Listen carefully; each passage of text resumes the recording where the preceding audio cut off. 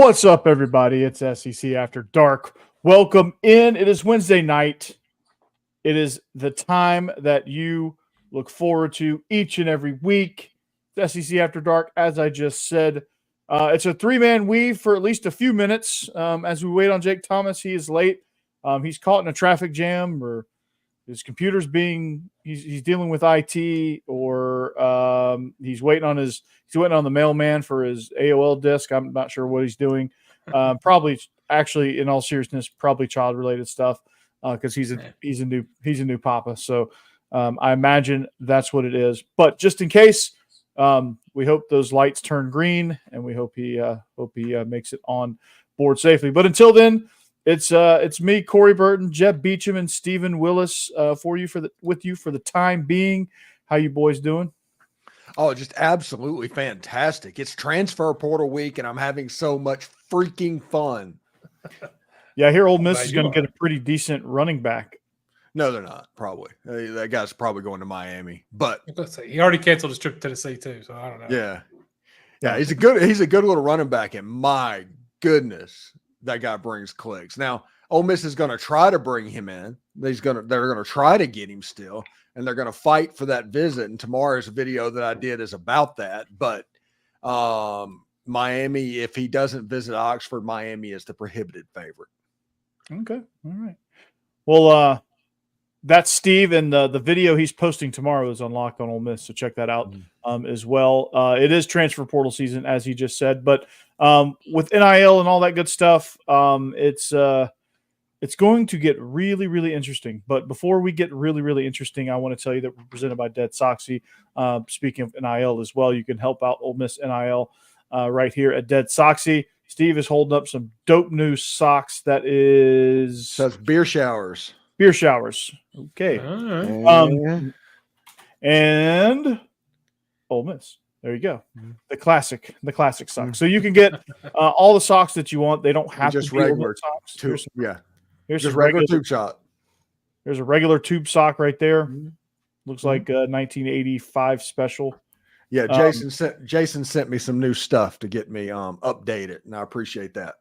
Jason, I would like to up my sock game too. So if you could send one of those free samples over this way, I'd like to try it out. So anyway, you don't get free samples though, but you need to visit the website, DeadSoxy.com, and pick out your socks, man, and support NIL Ole Miss. Support Ole Miss NIL with the purchase of the socks. You get a clean, fresh-looking box like what's behind Steve right there. You get with the membership, you get a 25% discount on everything you purchase, free shipping, and I think they're still giving a free gift. I'm not sure. I hope they are. If they're not, I blame Jeb. All right, so Jeb's fault. Visit DeadSoxy.com now. Order your socks. Get your sock game right, and as always, stay soxy. All right, and then if we make any picks, which I don't think we're making picks, so we're still going to talk to you about pickles, but we're not making any picks. But if we were, betonline.ag is that source for all our betting lines. If you want to bet it, betonline.ag has it, including an online casino. So if you really want to bet it, they absolutely have it. So online slots, blackjack, poker, all that good stuff. So visit betonline.ag now. Enter the promo code Bleav. That's BLEAV to get a 50% welcome bonus on your first deposit. That's BLEAV for a 50% welcome bonus on your first deposit. So betonline.ag is where the game starts. Steve. Hey, it is time to get locked on pickles, everybody. Stewart's Cajun Pickles, that is. They offer a variety of Cajun spice products like pickles, green beans, okra, even carrots, and asparagus. They're family-owned on the Gulf Coast of Mississippi. Their Stewart's Cajun Dill Pickles have been pleasing pickle lovers for over 20 years now, and they have become the South's favorite pickles. You can find these pickle products online at thepickedstore.com or at your local Rouse's Market or other Southern Gulf Coast stores. Be sure to like Stewart's Cajun Dill product on Facebook and Instagram. Try these pickles, okra, and beans today. You will not be disappointed. Stewart's Cajun Dill Pickles, the South's favorite pickle. All right. So we got a great show lined up for you guys today. As if I didn't need to mention that, but it is portal season. There's a lot happening with the portal stuff. And welcome, Jake. Yeah. Sorry, fellas. Corey, you know this like I do now, being a parent, but after the bottle, and they're just so tired that they will not go to sleep, and they're just crying their eyes out. That's what I was overtired. Yeah, that's what I was experiencing. So Cassidy was like, "I need help," and I said, "I got you. I'll just tell the boys I'm gonna be a few minutes late." So, Nice. Hey, how you doing, guys? Pretty good. Welcome. Pretty good. You just missed all the ad reads. Well, I didn't miss much, then, did I? No. Yeah, and the socks. And the socks and your shower right now. Yeah, and Stewart's Cajun dill pickles. Make sure you refrigerate them, Corey. Yes. Yep, I got it. The sip After that, Ole Miss. Yep. the sip. Commit to the sip. So, Jake, it's portal season, man. Anything happening with Alabama? It's been kind of quiet right now. Really, the only portal news and news up to date is on the basketball side. Really. Yeah, y'all's team is transferring away. Pretty much. But we got a lot of guys coming in. I think we got like 8 wings coming in. It's 5 to 8. It's going to be weird. So, some of the guys want to leave. So, is it lemon pepper? Yeah, well, wingers, wings, so. Lemon pepper wings are very, very underrated. Very underrated. Some places they're properly rated as elite, but some places don't do them justice. But yeah, on the football side, nothing yet. I do expect to see several names in the portal, though. I mean, Georgia lost Andrew Paul, running back, who was going in beast mode in the spring game, but he just. He's going to be the 4th guy out, so he wants to get some playing time. So I don't blame him one bit. There'll be more to follow, I'm sure. But Vandy's lost 4 already. Lost an offensive lineman in a position that they can't afford to lose. Oh, really? Yeah, Jeb, suit up, man. You and I are going to be starting on Vandy's offensive line here before too long. Good God, no! I wouldn't. I'm not going to wish that on anybody. No, the only position that I wouldn't wish less on would be the quarterback that has to play behind that. Oh, we'd be badass, dude. Nothing's getting by us. Vandy's to say Vandy needs offensive line is an understatement. So I imagine the entire Louisville offensive line that just entered the portal. Hopefully, we can nab 1 or 2 of those. Tennessee needs offensive linemen too. We may fight you for them. Yeah. And one of those guys from Louisville transferred from Houston back in January. Oh, wow. And now he's back in the portal. Because I remember doing a show about him when he was in the portal back in January. Yeah, it's portal amazing. This portal stuff is so weird. And now they've decided unlimited transfers can start right away. Just pretty much is the way it's going to be from now on.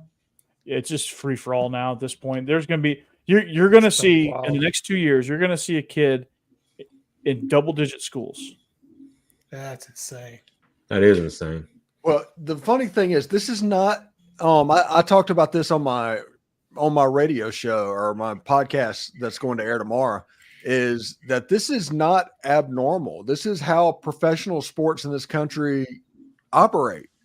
The Pittsburgh Pirates are literally known as the Pittsburgh Pirates because every year they would go around and recruit other teams' best players and take off their roster. That's how the Pittsburgh Pirates became the Pittsburgh Pirates. Right. So this is not something that's abnormal. It's just we haven't gotten to the point where contracts and ways to maintain a roster can happen. Yeah, that's the thing. At least in professional sports, you can sign somebody for 2 or 3 years and know they're going to be there for most of it. And they can't leave until you. Unless they hold out. Yeah, well, they can't leave or they can't do anything until you cut them. Yeah. In baseball, this whole situation, this free-for-all that they went through ended up with the reserve clause being a thing. That's how baseball fixed it. Yeah. It's just in college, it's going to become a poaching thing. I mean, you're going to have to have part of your staff dedicated to scouting other teams and trying to steal their players away. Right. They already do. Lane Kiffin, Ole Miss has a player personnel department that has a salary cap manager and like 4 managers in there that serve different purposes. Even I just didn't expect. They just beefed up their staff. They've got a guy now that's director of college scouting. College scouting. I like that. Yeah, I just didn't know that was going to become a permanent thing. It's it's a thing. And then they turn into Florida Gators. And they're just making up different names and stuff. The game. Hey, you have a head coach of the defense and a defensive coordinator in Florida. That is so weird. No, at Vandy, he is literally scouting the portal. Like his job is to manage the portal. That's director. Like director of you have to have now. Pro personnel. Yeah, right, Jeb. You got to have somebody like that now. Yeah. Even teams like Alabama and Georgia are going to have to start doing this. I mean, just right. It's like you have college scouts. So for an NFL team, you have college scouts and you have pro scouts. The pro scouts manage and keep an eye on the waiver wire, who's getting cut, who's on the bubble, and all that stuff. Like they're free agents, potential. Yeah, undrafted free agents. Like as soon as the draft is over, those guys turn over to the pro personnel department.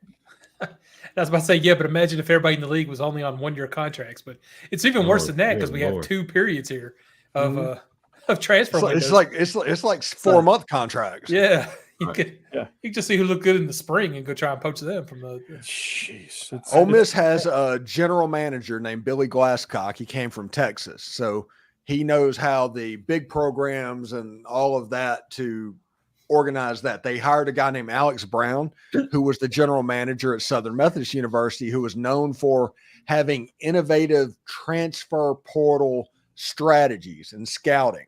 And he's really good at doing that. So he was brought in for that. We have Kelvin Bolden, who is kind of the high school guy, the super recruiter, like you would think back in the day.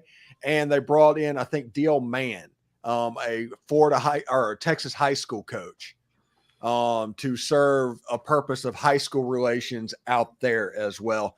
And the high schools with Kevin Smith, he does Florida. I'm telling you, man, Lane Kiffin has got it into an organization.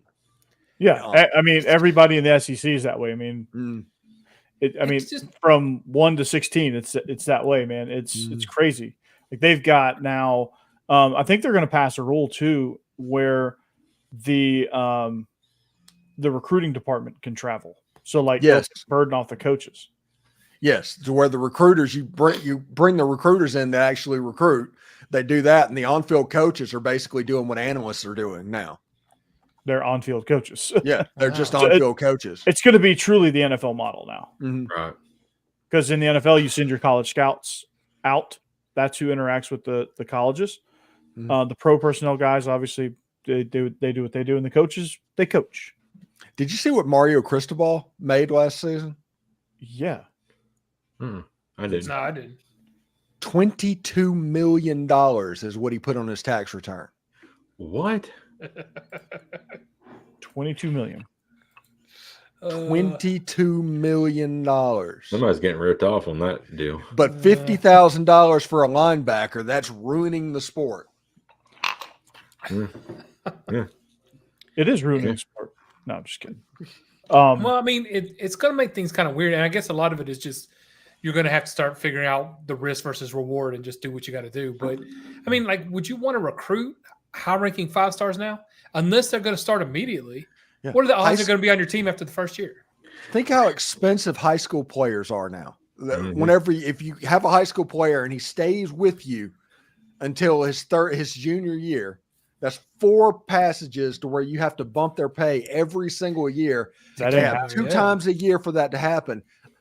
High school recruiting it's been devalued like NFL running backs. Yeah, because think about if it was Arch Manning, if it wasn't Arch, but a guy in that same situation, would he still be at Texas? I mean, Arch, I understand Mannings are different and he's sticking with it, is his commitment, but most people wouldn't. They'd been gone. I think he's staying at Texas because he realized he's probably not that good. Yeah, well, that might be true, but but I think he's on fraud alert, and he has been for 2 or 3 years. Yeah, I agree. Here's the thing, though, about the high school recruiting and all that. Now, I mean, why would you go to the high school to get these 4 and 5-star players when you can go to the portal and get proven players? From other, and it's kind of devalues the high school recruiting. In fact, that these high school recruits now may have to go to like a D2 to work their way up into the portal the year after. Perhaps. Yeah, so you're going to see a lot of these, and like there's going to be the surefire guys that end up at Power 5 programs, like Right. no matter what, like the Rivals 100 or whatever service you subscribe to. That's going to be like, there's going to be like 100 guys that go to like these big time colleges. So there's going to be a little bit of that, but like the majority of them, and the majority of like kids that Alabama's going to get, Ole Miss is going to get, Georgia's going to get, these SEC Big Ten schools are going to get, they're going to go, like a lot of these kids that would normally sign at like Michigan State or Purdue, they may end up starting to sign at places like North Dakota State, Buffalo, Arkansas State, Jacksonville State, these G5 schools and FCS schools, and then get poached from there. So like those are going to turn into a feeder. So all your high school kids are going to go to these G5 schools, which is why they need to have a national championship of their own. And then they're going to feed up to the Power 5. Yeah, you honestly have a minor league system that is developing. It's just naturally happening. Yeah. I'll be back in a minute, guys. Okay. Godspeed. So yeah, it's going to be like FCS is going to be like single A ball. G5 is going to be like double A ball, and like low level P5 schools are going to be like triple A, like your Rutgers and your Vandy's and your North Carolinas. Oh, no. I think the major leagues is going to be the SEC and the Big Ten schools. And it didn't matter if you're Vanderbilt or Rutgers or if you're Alabama and Georgia or Ohio State. I think like the Big 12 and the ACC, that's going to be like triple A. Yeah. Double A would be like the G5 and single A would be like FCS. Yeah. And you're going to get guys from those guys are going to be the ones entering the portal. The high school guys will kind of fill in. And then the surefire guys would be equivalent to the guys that go straight from high school to the NBA in basketball. Like that would be the equivalent. Like they're jumping straight into the big leagues. Yeah. Ole Miss is recruiting like 4 and 5 stars. That's who they're getting from in the high school ranks right now.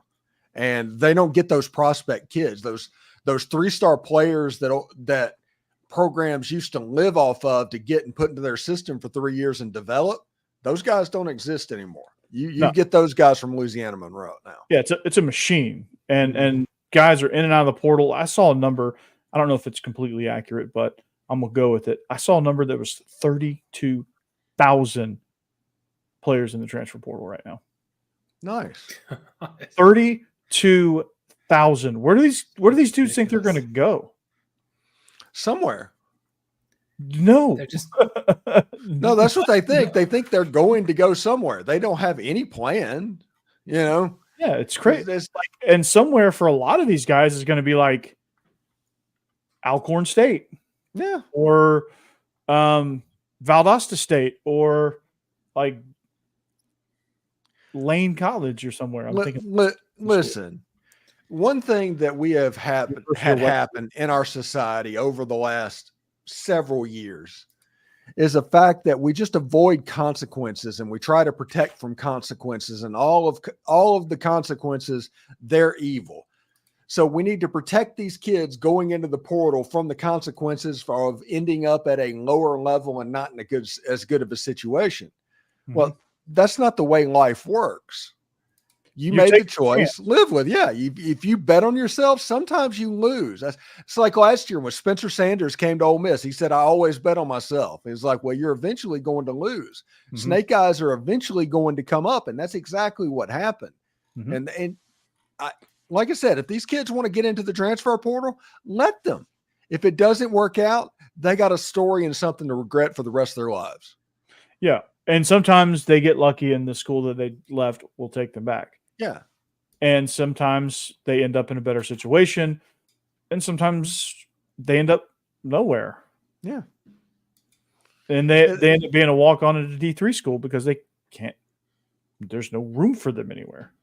But the other side of this, and this is a positive thing, is now let's say the SEC and the Big Ten schools like Ole Miss, even Vanderbilt. After spring practice, they have exit interviews. And in those exit interviews, the coach tells them to get into the portal because they're not going to play where they are, because the coach wants those open scholarship spots for the transfer portal of their own. So Yeah. all of a sudden you have Power 5 guys who have no chance of getting on the field, having a chance to go down as like a second bite of the apple to kind of find their level. And there's more transparency, which is what I like that. Like there's more open dialogue of, we'll see how it works out, kind of fight your way through fall camp. No, so it's a lot more honest now, and it's a lot more of like, hey, this isn't going to work out. And we're not jiving here. So we're going to just go ahead and get like Deion ripped the Band-Aid off of that being okay last year, where he told his entire team basically get in the portal. And everybody was all up in arms about that because they'd never heard anybody publicly do that, but that actually goes on a lot. But Deion, just on that level. Yeah, he just made it. He made it okay. He made it acceptable. Yeah, exactly. Like I'm here because I made some decisions to move to Nashville, and I met Steve and all that good stuff, and here we are, rocking like a hurricane. Yeah, it's one of those things. Now everybody's talking about Deion ripping the Band-Aid off of that, but let's not act like Nick Saban didn't invent basically processing players. No, 20 years ago. Deion just ripped the Band-Aid off of it being public. Yeah. Like he was like, now it's like, bam, it's right there. Like everybody knew Nick Saban was doing it. But Prime is like, hey, he just made it sound cooler. Oh, by the way, we're about to do a little Big 12 after dark. Yeah, get into that. Did y'all see the Instagram message from Shiloh Sanders? No. What did he do? Oh boy! It said for all prospective athletes that want to get into the transfer portal, offensive players DM me or DM Shadur Sanders. Defensive players DM me, Shiloh Sanders, and at the bottom it says, "This isn't last chance you." Which, whenever you hear that, is like, okay, of course. Now all I can think of is this is last chance you. Yeah, that's yep. So they just need to fire Deion and get the real coach JB. Is that what needs to happen here? No. The real last chance you is Buddy Stevens. I will not hear any any Jason Brown slander. Buddy Stevens was the dude. Oh God, those guys are freaking nuts, man. You got to beat a Coach JUCO, I guess. Yeah. I was sitting there. I was in the coaching office, and this was, I think, in 2004 when David Cutcliffe was at Ole Miss. And there was just a bunch of assistant coaches. Coach Cut wasn't even in the room. And you had like Kurt Roper and those guys just kind of sitting back and talking and everything. And they were just saying, it's like, hey, you can't do this because you love football. You can't do this for any other reason. The only reason you can do this is if you're such a sicko, you can't do anything else. And that just made me think, it's like, well, that moment, I'm not going to be a football coach. That definitely weeded me out from that prospect. But it's absolutely true. If there's anything else that you can be happy doing, you can't be a football coach, not a college football coach. Yeah, it just completely evaporates your life. My cousin lives that right now. He's living proof of that.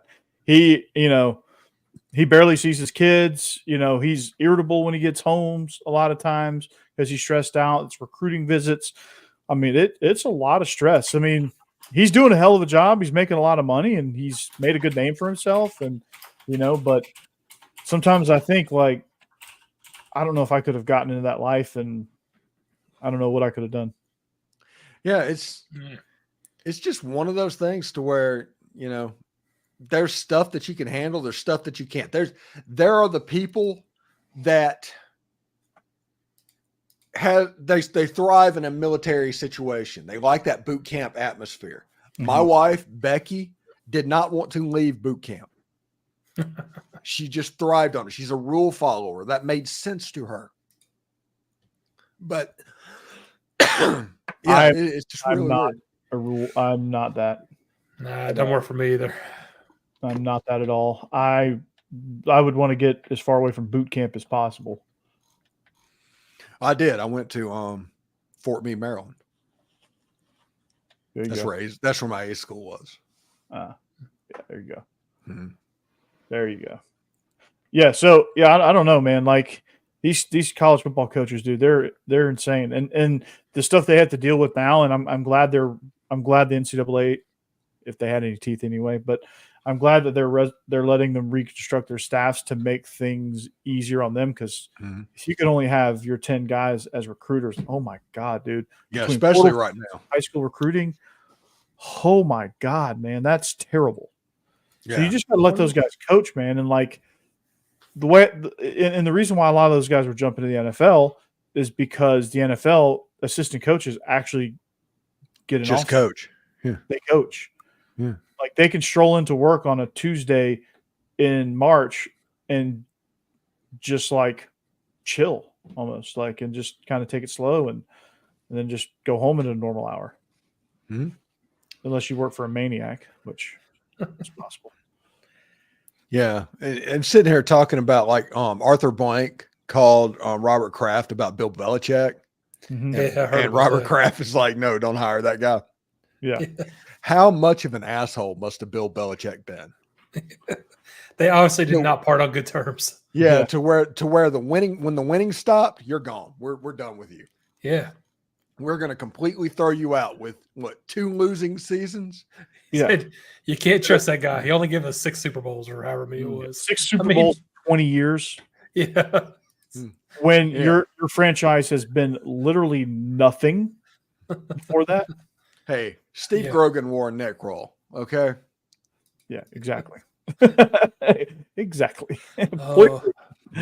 And he's like one of the greatest coaches of all time. Him and Andy Reid are the greatest coaches of all time. Bill Walsh, one of the greatest coaches. He's in the very short list of greatest coaches of all time. And could not get a job. Could not get a job.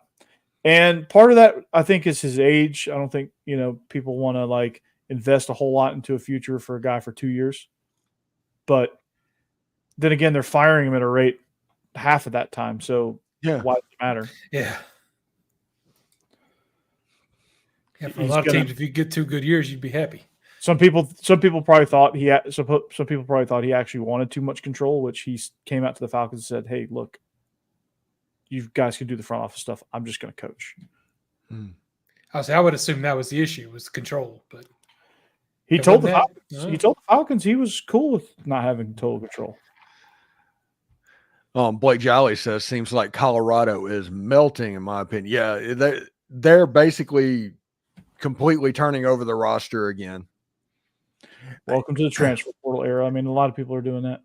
I'm beginning to think that this whole situation is nothing but a promotional opportunity for Shedeur and Shiloh Sanders. Once they're done, Deion's done. I'm really almost there at this point. I mean, that wouldn't surprise me at all. Yeah. Go back to the NFL Network and just chill. Or just retire on his millions. And Deion was good on TV. Like, he was legitimately good. It's like Andy Kennedy was legitimately good on the SEC network. But, Deion's an entertainer. Deion's good. He says all the right things. I think there's something to him. I just think he's a little too much showman, and that gets in the way of him being an actual coach, which I think he's actually sometimes he's a really good actual coach. And then he goes and, goes into prime mode, and all of a sudden just kind of, he like builds the sandcastle and then kicks it over and then rebuilds it and kicks it over again. And like, doesn't want to keep building on it. He just keeps kicking it over and having to start over. Which is one of those things that probably would eventually get worked out, as he learns to coach and gets better at it. And you would think, eventually he'll kind of mature and grow into that role. But I think he was just so good right away. He hadn't had a chance to mature into that role, where people are already just throwing him lots of money and better jobs. And I don't know. Maybe he just needs to slow down. I mean, there's a lot of good things he does. It just, he's just got Nathan, his own way. Yeah, the Ole Miss did offer Trent Howland. That's actually on the video tomorrow. We talked about him a little bit. Ole Miss is trying to get a visit from Martinez. They're not going down quietly, but right now it's not happening. It looks like he's going to Miami. I don't know about Penny Boone. I don't foresee that, but I think Henry Parrish and maybe Trent Howard. We'll see what happens in the next couple of weeks. This would also be Penny Boone's second transfer in 4 months. Yeah, but Louisville's throwing out rubber checks right now. It looks like. Yeah, something ain't right. Yeah. Yeah, because they're in the danger of losing like 10 or 11 transfers, and a lot of people have transferred away. And a lot of those transfers had just gotten there too, which is crazy. Dre Davis just committed to Ole Miss. Yeah, Chris Beard's rolling. 3 commitments this week, and it's like legit good players. What's up, Jake? Welcome back, man. Jake, why is it so loud? So loud. Yeah, loud. You're loud. Oh. There we go. Sorry. Yeah. Calm it down a bit. It sounded like he turned his gain all the way up, and it was like picking up. Yeah, sorry. I'm back. I'm back, maybe. Guess who's back? I can't wait till we get to the MLB After Dark segment so we can talk about how awesome Spencer Strider is. All right, well, let's get into portal for UGA then. Let's get into the second topic. We'll be real quick with that. All right. Well, seriously, we need to ask Corey this question, and we honestly can ask Jake a little bit that too. What is the portal like for Georgia fans? Is it just like other people just attacking you? Yeah. You're not really building that way. I mean, what is it like to be a Georgia person in the transfer portal? It's hoping that you can hold on to some of your top guys and just building depth, or like getting one piece here or one piece there. And, you can be picky. Like Cormani Jones from Colorado's in the portal, and Cormani McClain. Yeah, kind of. Why did I call him Jones? Is he looking at Georgia? Yeah. Cormani McClain. Yeah. Cormani Jones might be looking at Georgia too. I don't know if we'll take him, but he might be looking too. Mm-hmm.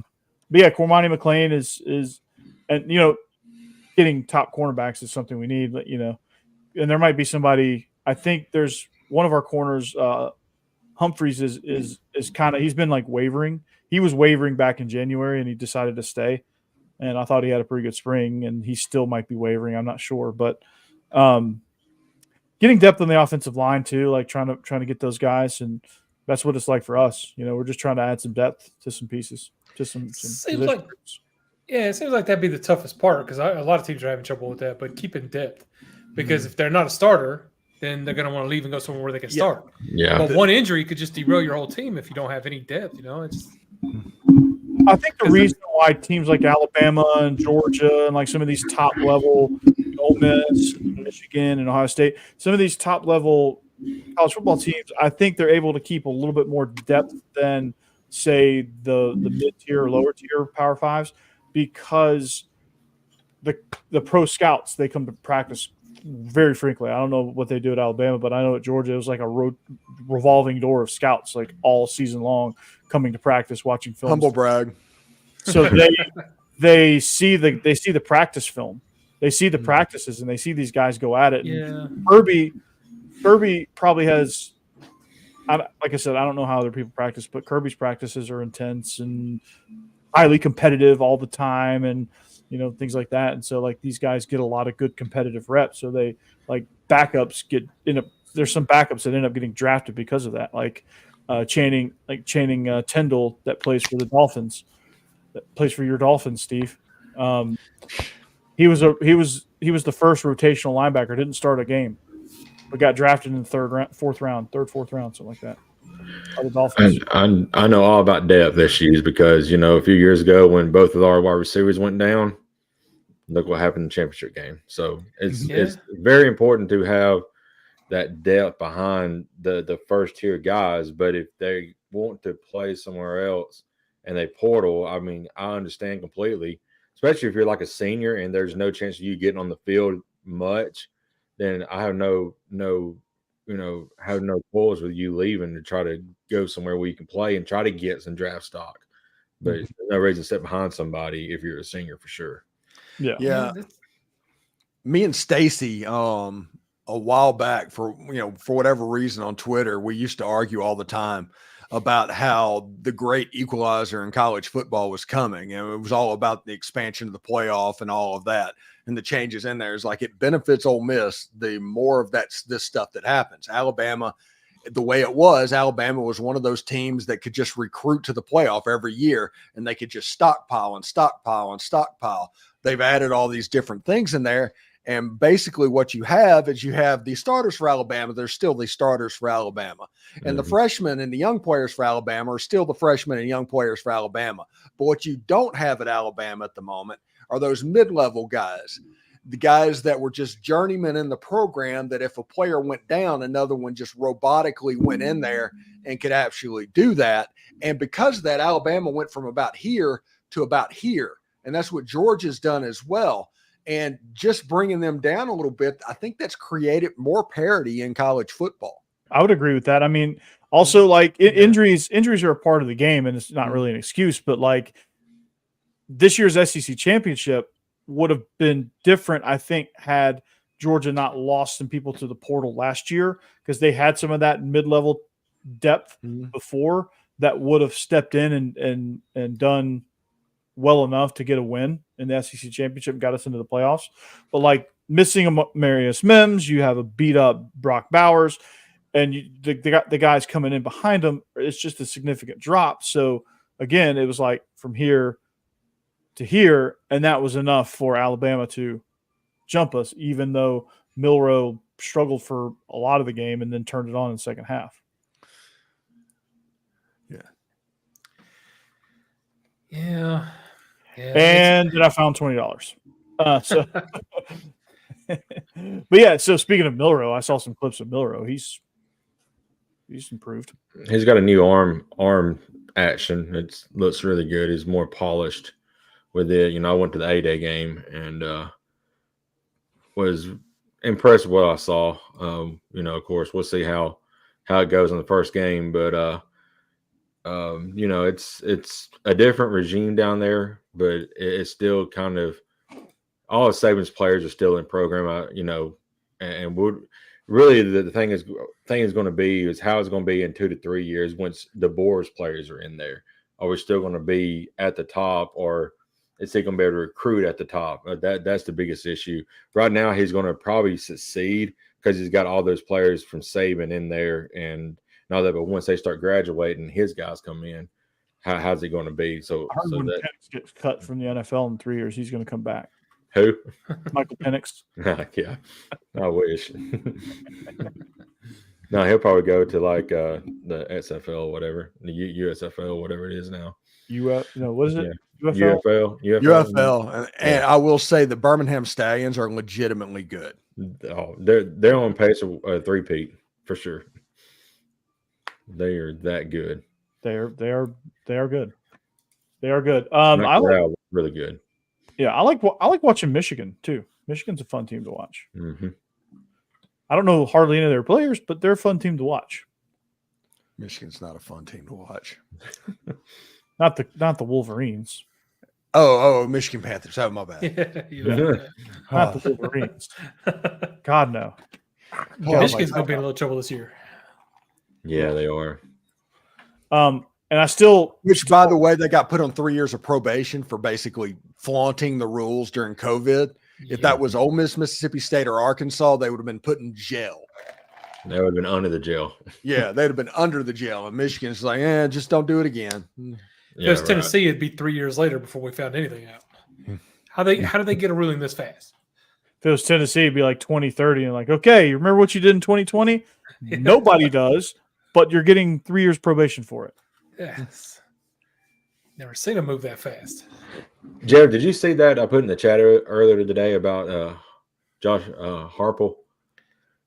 Harple, yeah. What was that?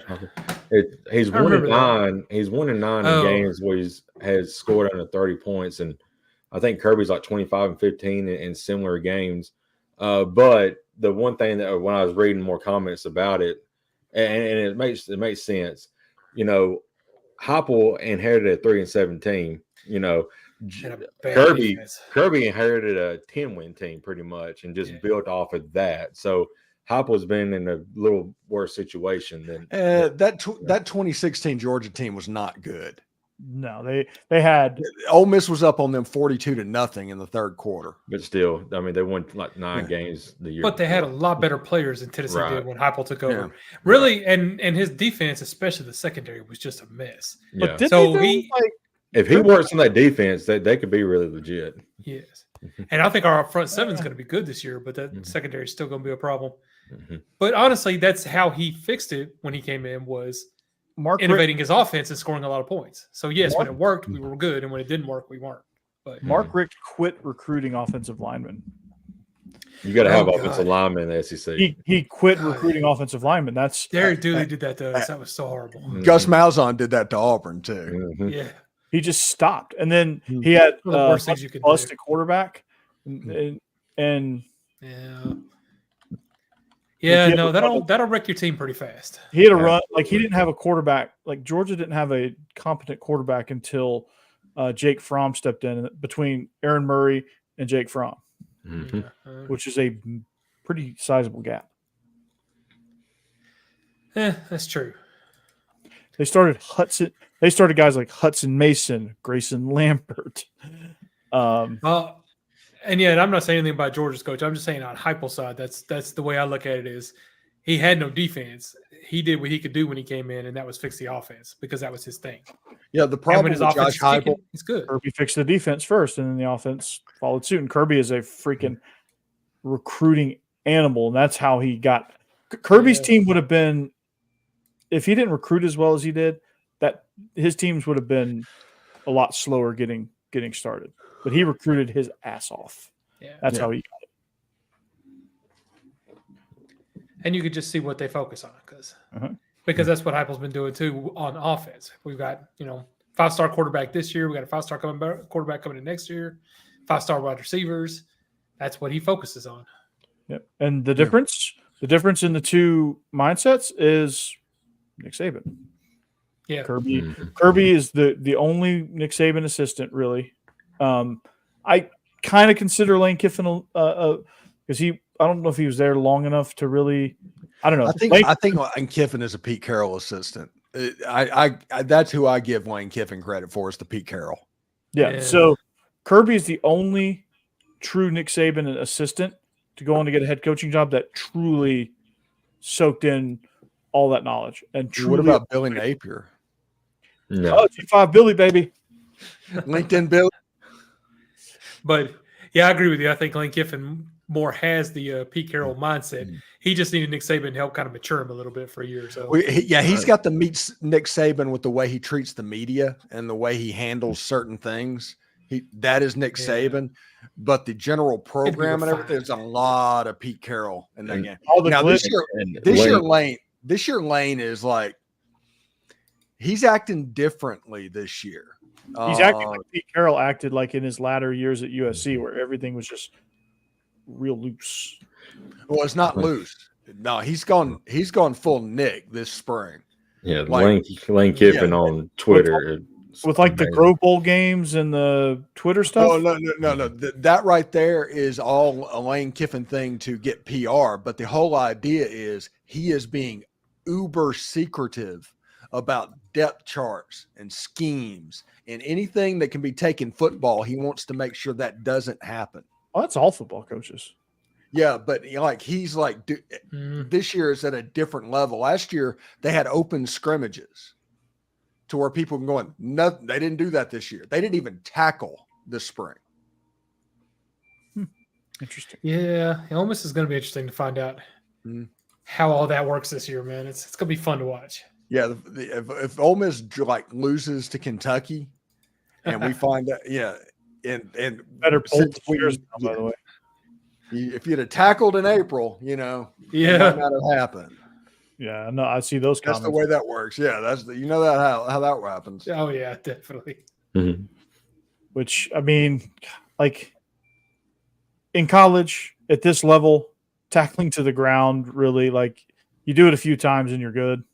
Yeah, because you got to reintroduce your body to hitting the ground. Yeah. He's protecting his roster. He's trying to make practice as fun as possible, is to make being a part of the program fun. That is his whole MO, to protect against the next 10 days. And that is everything's going to change on May 2nd. That is Pete Carroll to a T. Yeah, everything is going to change on May 2nd, but getting through May 2nd, that was his goal and has been his goal for the last 6 months. Pete Carroll. Yeah. That is Pete Carroll. Especially with Princely and Mommy Ellen and Walter Nolan and Pooh Paul and those guys. Yeah. There you go. Yeah, so it's, again, I think it's one way, half dozen the other. I mean, I think the guys at Georgia they just love competing. They have fun with that, chirping each other, I'm sure, and doing things like that. And Alabama's the same way because, obviously, those guys. The old saying is iron sharpens iron. So, yeah. And every school's going to have to find their way of keeping people around. Like I said, Georgia does a good job with bringing in scouts and making sure players know that they're still being seen, even if they're not starting. But it's going to – I don't know. It's I thought they were going to have more rules and kind of rein all this in. It sounds like they're going the other way and just saying we're just going to open it up and let you do what you're going to do.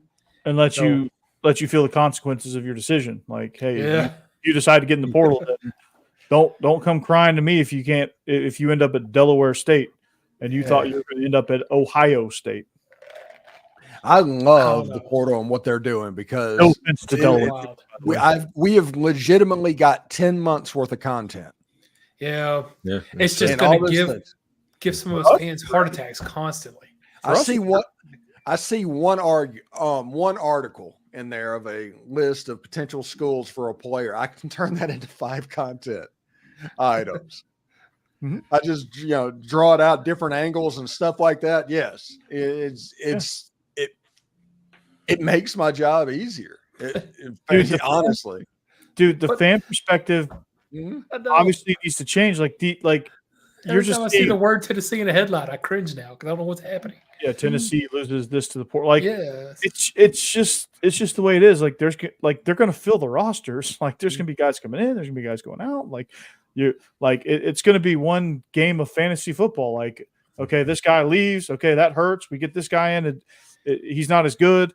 But then this guy leaves, and then we upgrade at that position. So it's you upgrade here, you downgrade here, and you win this one, you lose this one, you win that one. Then the goal is to win more than you lose in the transfer portal, and that's going to be college football from here on out. Fans just need to get used to that. They just need to get used to the fact that don't get too attached to these players because they ain't staying. Yeah, you're rooting for the laundry. Yeah, you're rooting for the helmet. Yeah. You're rooting for the logo. Sometimes I just feel like Lethal Weapon. I'm too old for this shit. You just appreciate the players that are there that year, and then your team's going to overhaul the next year. And then, I tell people all the time, there is no program. There is no program anymore. There's the 2024 team, and that is all you can plan on because you don't know what the 2025 team's going to look like. And it doesn't even matter if you're Georgia, because after the 2024 team, if Kirby Smart goes to the NFL, Georgia's going to lose 50 players in the transfer portal in January. Yeah. So not even Georgia is safe from a complete overhaul. Yeah, nobody is. Nobody is. Alabama's not safe. I mean, Georgia. I didn't complete it, so we still got our clean rating. No, we don't. Jeb lost. Yeah, Jeb did that a second ago. Oh, I can start throwing F-bombs now. No, no. There was a couple of years ago where Georgia lost 15 guys in the portal. Yeah, and only gained 3 of them back. Only gained 3 other players back. They and then they just backfilled it with high school kids. 3 or 4 of them ended up going to Arkansas, if I'm not mistaken. They followed Sam Pittman. Yeah. It was that year that you had almost the entire receiving core. That's why Georgia's receiving core looks the way it looks. That's why they just keep stacking receivers because they know those receivers. Georgia's going to sign 25 receivers because every year you're going to lose 6 of them. Yeah, Jamie French. They're going to go down and get him for French. For French. Yeah. So Colby Young, Scovey White, like all these guys are going to play because it's like guys are going to transfer in and out, and like it's going to be, it's crazy. Man, what I want to go see, and I'm going to do it probably this year, is I want to go see a Lakeland Dreadnoughts game so bad. There's always a 5-star on that field. What's stopping you? Yeah, nothing is. That's being a Friday night type thing. It's just a matter of going to Lakeland. I mean, they have a jumbotron and end zone seating in their stadium. Daggone. That's high school? Yeah. Lakeland High School in Florida. That's where Kamani McLean went to high school. Yeah. Daggone. And they always have a 5-star. Yeah, and Cormani Jones. There's some pretty cool like high school setups in the South. And especially in Texas, like those stadiums are ridiculous. Steve, you went out to the Army All-American game, didn't you? Shark bait, they probably do because he's not going to Mississippi State. He's likely going to Miami. Yeah. Miami's the leader in the clubhouse at the moment.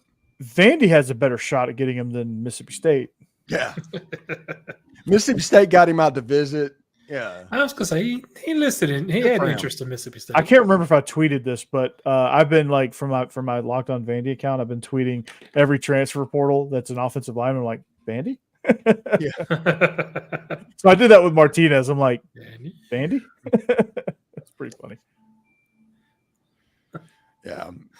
But yeah, I do not think Mississippi State has a chance at Martinez. Not even a little bit. They got him out for a visit. That's probably a win for him and as good as they can do. It's a good PR move for him, though. Yeah, it is exactly what it is. Come out here, PR, do what you have to do, then end up going down to Miami, and that's where you end up going to sign. Yeah, he's going to go to Miami for sure. Yeah. Ole Miss is going to try and get him in for a visit. If they can get him into a visit, it's going to be an Ole Miss Miami competition. That's the way that works. If they do not, he's going to Miami. Yeah, Miami's already held an in-home with the kid out in Oregon or wherever it is. Oregon State. Yeah. So. The Pac-2. Good running back.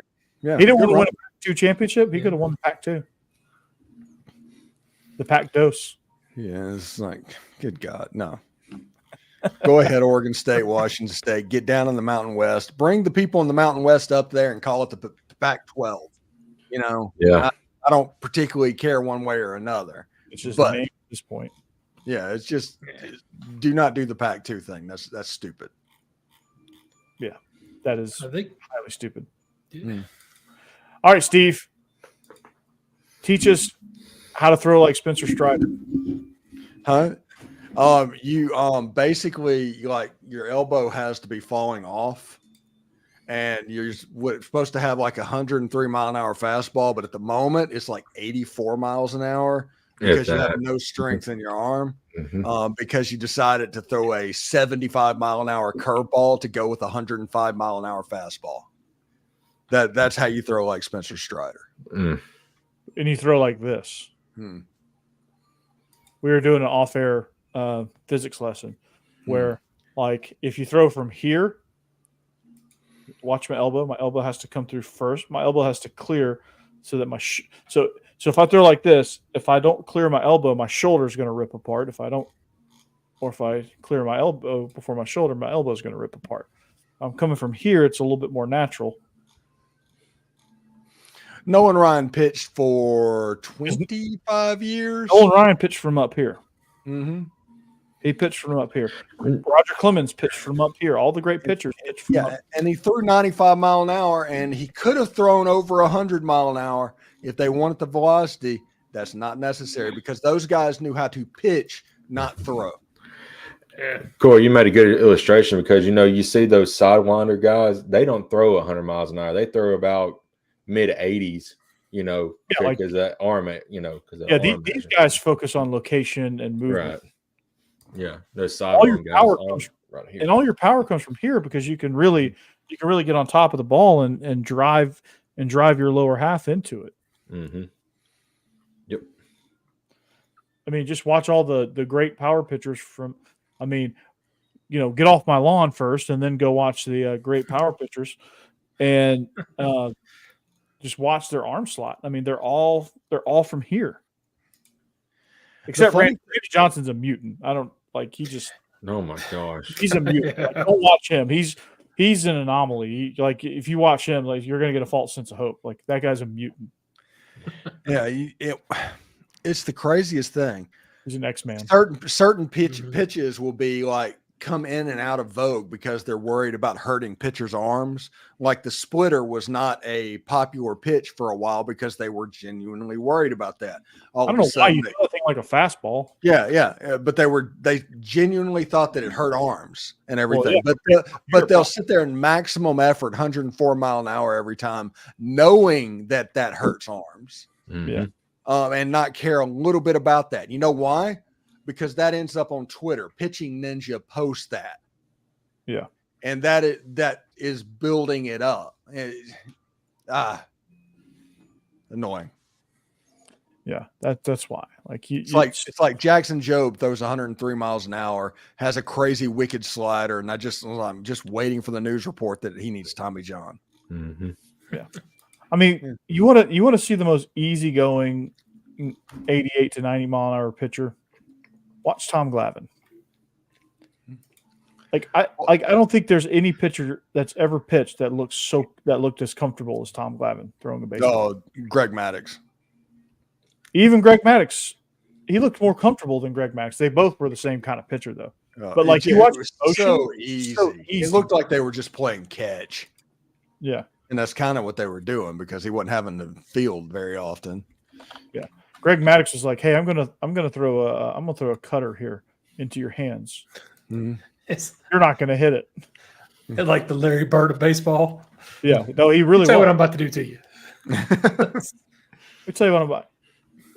He had a quote. Is like, yeah, because they asked him about like tipping, like stealing signs and like tipping pitches. He goes, "I don't care about that. I'll tell you what I'm going to throw. You're not going to hit it. This one's going to be up and in. Good luck." Mm-hmm. Yep. You're not going to hit it. Still, my favorite commercial of all time is the commercial, the Sherwin-Williams commercial where they hire Greg Maddux to paint a house, and they're like, "Yeah, it looks great," but all he did was paint the corners. Yeah. And Greg Maddux is sitting there like admiring his work. He's like, "Yeah." So proud of himself. Perfect. All right, Corey. Wait, no, where's Cassie? She's got to give me the. She's tending to the baby. Okay. I was going to say our assistant producer's got to give me the call. Go ahead and do it. 2 minutes. Kids ruining our flow. 2 minutes now. All right. So. I dare you, Jeb. You coming in 2 minutes. All right. So we hope you enjoyed this show. This is gonna wrap it up for us here tonight. We thank you for listening. It's portal season, so things are getting interesting by the day, by the hour, by the minute. So yeah, you should catch us anywhere you catch your podcast, especially on YouTube, Twitch, Twitter, all that good stuff. You should follow all of us on social media. Follow Jeb at UTK Joe. He's going to come out with a show eventually that goes beyond this scope. He's going to talk about movies at one of these days, 80s movies especially. Like Captain Ron. It might be. Yes. I'm going to predict it's going to be before the next eclipse, which is like in 2045. Potentially. Yeah. Get ahead of yourself, Jake. The next full eclipse. So this is Jake Thomas, Tide Talk Live. Him and Stacey Blackwood do a great job with that show. So if you want everything Alabama, you should check them out. They're go catch their A-Day content where they went to the A-Day game, and you get more in depth on that. Stephen Willis, right there. There you go. Yeah, there we go. Still haven't got. We've been doing this for years, and I still haven't gotten used to it. You can catch him at Locked On Ole Miss. He is here, there, and everywhere. I think he produces a show a minute. Pretty much. Yeah. So he's the polar opposite of Jeb. Jeb produces nothing, no time. And Steve produces everything at every minute. So they're polar opposites. And you can he's at the Stephen Willis, by the way, and at Locked On Ole Miss, which I think he's going to be more active on that account as well a little bit. So catch his show, dude. Seriously, he kicks ass, and he does a great job. And then last and definitely not least, you can catch me. I'm here, there, and everywhere, but just different shows. I'm Bleav In Georgia Dawgs. I'm Locked On Vandy, the greatest Vandy show this side of the Mississippi. Facts. So I book in the SEC. I talk about the top dog and the dog that brings up the back of the pack. The Commodores. I'm number 1 and number 16 when it comes to SEC talk, right? So you can't get that anymore. The top dog and the commodes. Something like that. All right. At Coach Burton 36, at Coach Corey Burton on Instagram, at Locked On Vandy, at Bleav_in_Dogs. I got a new Twitter account or X account if you really want to know for Bleav In Georgia Dawgs. So follow all of those accounts. You can see me everywhere. I'm Mr. Versatile, and that's what we do. So that being said, we're SEC After Dark. We thank you for listening, and we'll catch you back here next week, better than ever. And I almost got under my 2 minutes. I didn't quite get there today. Never do. I got closer. We'll see you back here next week. Not bad. Not bad. Go Dogs. Anchor down. Hotty toddy. Go Vols. Roll Tide.